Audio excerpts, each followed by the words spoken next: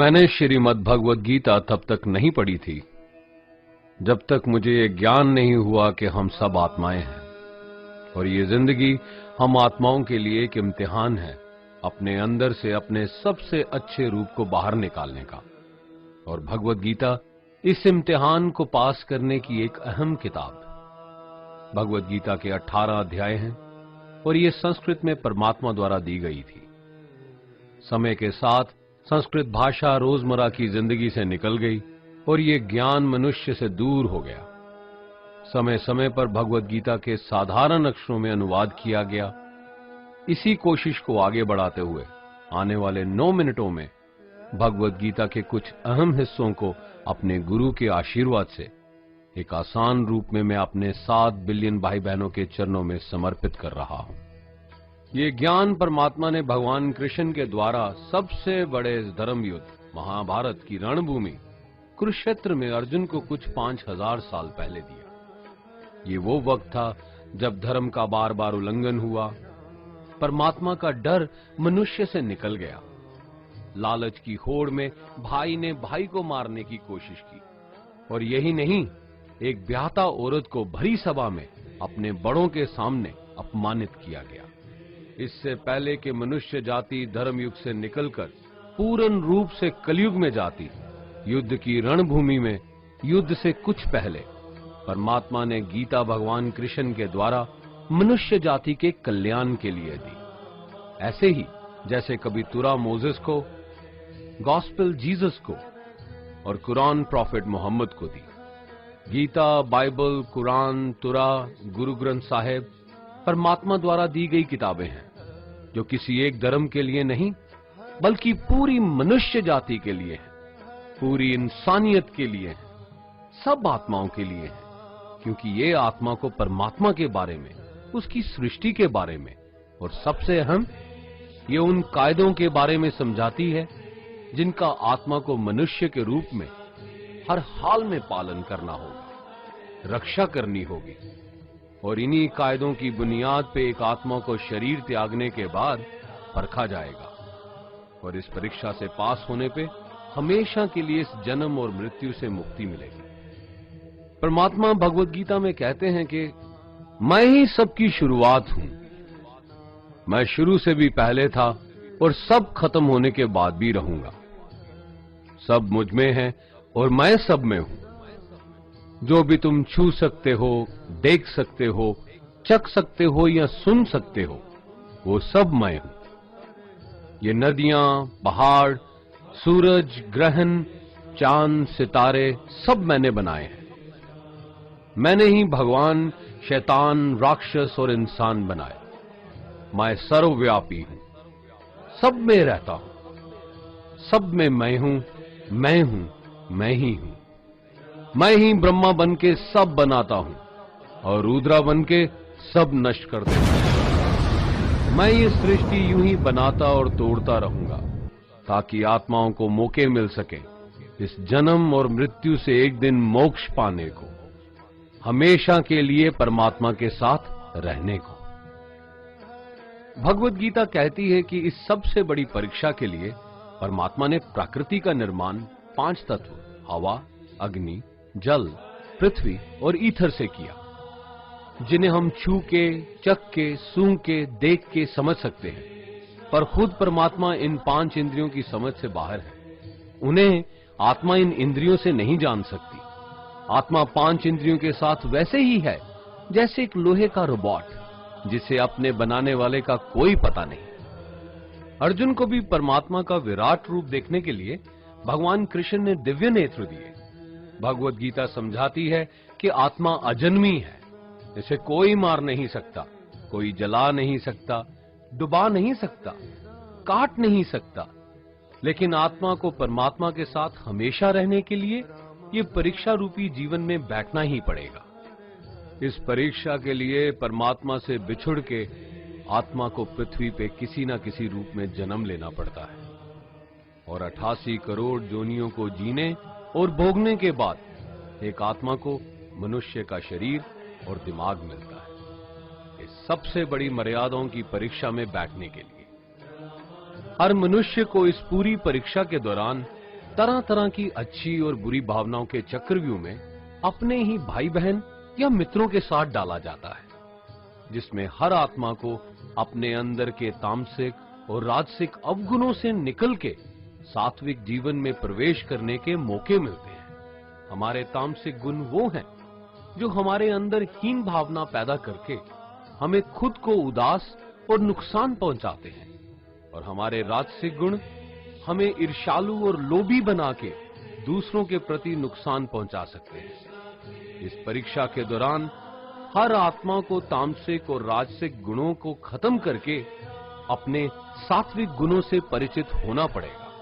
सात्विक गुण वो हैं जो आत्मा को अपने आसपास की हर चीज से जोड़े और उन्हें प्यार करना सिखाते हैं।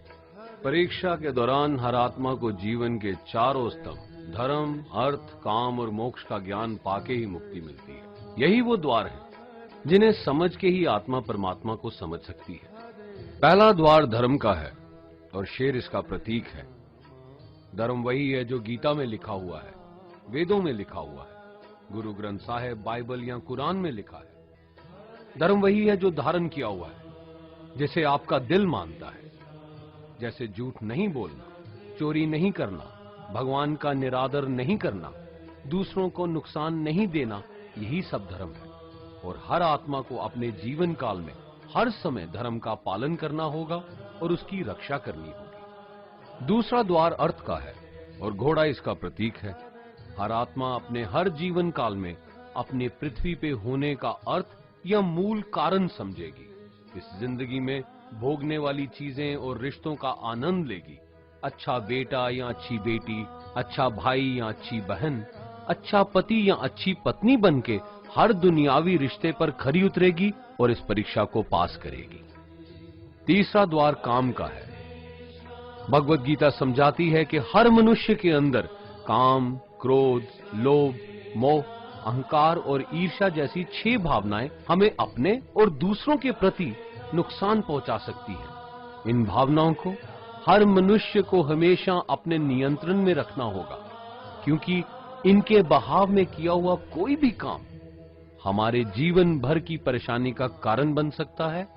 और एक आत्मा संतोष और सादगी से इन भावनाओं पे हमेशा के लिए विजय पा सकती है। चौथा स्तंभ मोक्ष का है और हाथी इसका प्रतीक है। इस परीक्षा रूपी जीवन में हर मनुष्य हर समय कुछ इच्छाएं रखता है। कुछ इच्छाएं एक ही जन्म काल में पूरी हो जाती हैं, पर कुछ अधूरी रह जाती हैं और उनके पूरा होने के लिए आत्मा को वापस पृथ्वी पे आना पड़ता है। भगवत गीता समझाती है कि हमारी इच्छाएं ही मूल कारण हैं हमारे पृथ्वी पे वापस आने का, और अगर हम कोई भी इच्छा ना रखें तो हम इस जीवन और मृत्यु से मुक्त हो सकते हैं। ये द्वार माफी का भी है। जिन्होंने आपके साथ बुरा किया उनको माफ करके और जिनसे आपने बुरा किया उनसे माफी मांग के मुक्ति पाई जा सकती है। जब तक आत्मा इन चारों दरवाजों धर्म, अर्थ, काम और मोक्ष को समझ नहीं लेती, तब तक आत्मा को बार बार इस मनुष्य रूप में आना ही पड़ेगा। परीक्षा का समय खत्म होते ही आत्मा शरीर और अन्य सब वस्तुओं का त्याग कर देती है। जो भी संसार में रहकर बनाया वो अब किसी और का होगा, और आत्मा अपने कर्मों के फैसले के लिए चली जाती है। आत्मा के अच्छे बुरे कर्मों का हिसाब होता है। अपने अच्छे कर्मों के लिए आत्मा कुछ वक्त के लिए स्वर्ग और दुष्कर्मों के लिए नरक पे चले जाती है। नरक में आत्मा को अपने पापों के अनुकूल सजाएं मिलती हैं, पर सजा खत्म होने के बाद आत्मा को फिर से एक नया शरीर और नया दिमाग मिलता है इस परीक्षा में फिर से बैठने के लिए। और हर परीक्षा में वही सब फिर दोहराया जाएगा, जिंदगी के 4 स्तंभ धर्म, अर्थ, काम और मोक्ष को समझने के लिए।